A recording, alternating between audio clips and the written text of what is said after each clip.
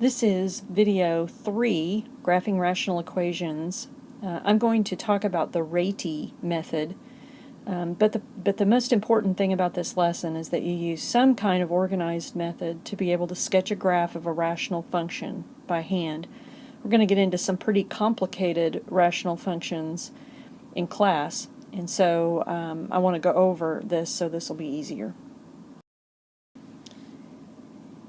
Here's the reason why we want to be able to sketch a graph without using a calculator. Trying to graph a rational function on a calculator, there are just limits to what you can do. For instance, given here is a rational function, and this is what happens when you end up trying to graph it. It connects the last point down here with the beginning point up here and puts something that looks like an asymptote but really is not. And then here, when you can see, it just starts turning to a dotted line. You know, we saw the same thing when we tried to graph an exponential function. You would see something and it would look like this, and it would look like it just stopped right there, and it didn't take into consideration that there was an asymptote here. So it'll be better to use this method to actually graph something, sketch a graph, and then only use a calculator if you just want to confirm it. Okay, the first thing I want you to do is to, on any of these, is to factor the numerator and the denominator to find any holes in the graph.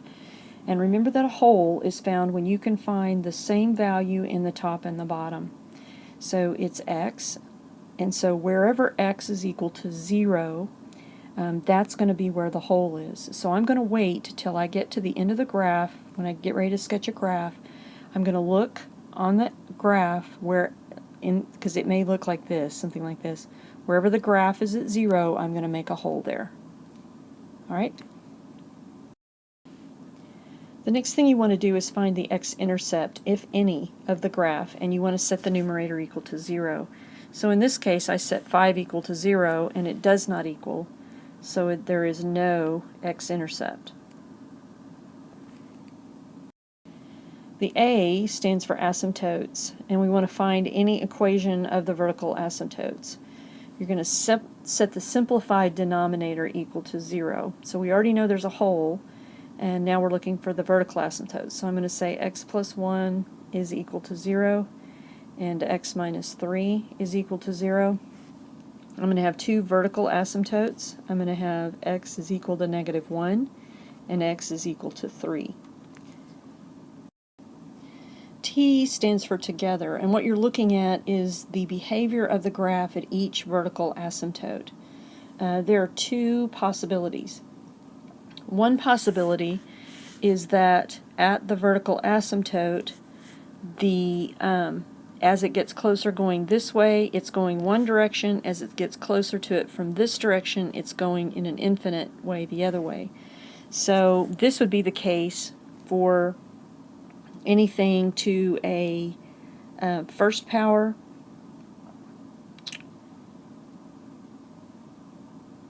and so, like, for instance, this is going to have one that goes like this. So on any of the asymptotes, it's going to be in the opposite directions unless it blows up. And notice here it's going in the same direction. Sometimes you can get it to do this. It will go downward, but they're in the same direction, not opposite direction. And that's only if something is a perfect square. So in a perfect square, the behavior at the asymptote is going to go in the same direction. So in other words, they stay together.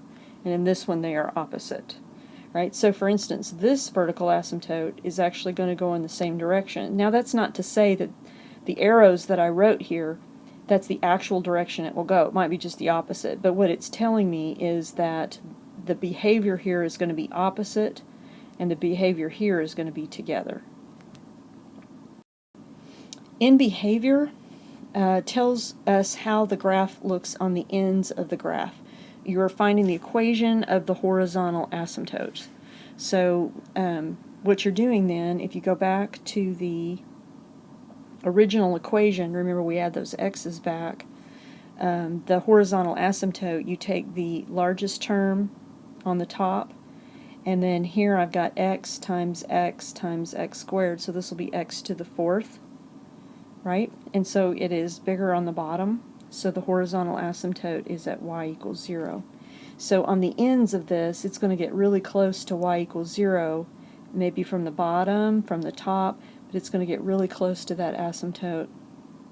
And so basically all you're finding on end behavior is just the horizontal asymptote. And so the other thing I wanted to tell you here is this is the simplified version in blue here.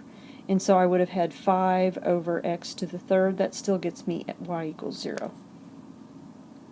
So you want to use the simplified version for the horizontal asymptote. Okay, the last thing we need here is the y-intercept. And to find the y-intercept, notice that the x-coordinate is 0. So all you need to do is substitute a 0 for all the x's in the equation and solve. So I have 5 over 0 plus 1, 0 minus 3 squared. So this is 5/9. So the y-intercept would be at the point 0, 5/9.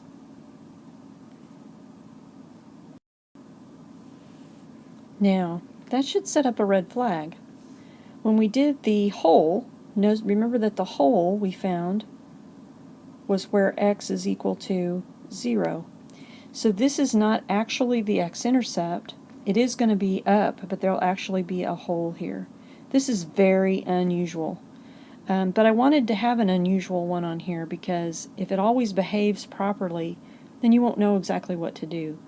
So we'll get to it on the sketching, but I want you to keep in mind that there is a hole here. Alright, here's the summary. The first thing you're going to do is to factor the equation to find any holes. That's the pre-RATEY thing. So then you'll find any holes. Then you're going to set the numerator equal to 0 to find any x-intercepts. That's the r. You're going to find the vertical asymptotes by setting the denominator equal to 0. That's A for asymptotes. Determine the behavior. Is it together or not? Find the horizontal asymptote, the end behavior if it exists, and the last thing you do is find the y-intercept. And then after that, you use that information to sketch a graph. Okay, to sketch the graph, first thing you want to do is put in your vertical asymptotes. So I have one at -1, and I have one at 3. This is x equals -1, x equals 3. It goes the opposite direction and the same direction here.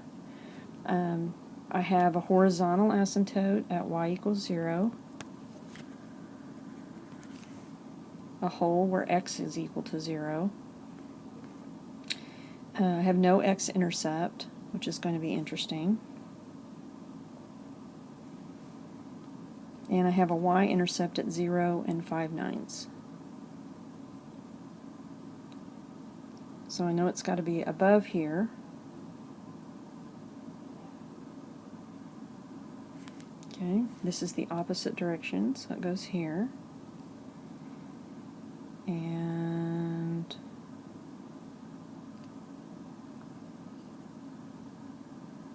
this one is the same direction. So there's one unusual thing here. And the unusual thing is that while it looks like it has a y-intercept, in fact, where x is 0 is a hole. And so this is not actually 0, 0, it's just 0. And so this point right here that looks like it's a y-intercept is really a hole. There is absolutely no value there.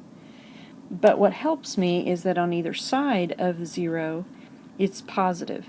And so I know that it has to go like this. This is not an exact graph, but it's pretty close. So be very careful here. I wrote on here 0, 0, but that was not entirely correct. So this gives you a good idea on how to at least go through the process of finding everything.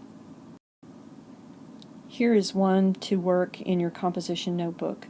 It's fairly simple, but I want you to go through the whole process just like we did here. I want you to find the x-intercept. I want you to find any vertical asymptotes, the behavior at the vertical asymptotes, the horizontal asymptote, and the y-intercept. And then I want you to sketch a graph.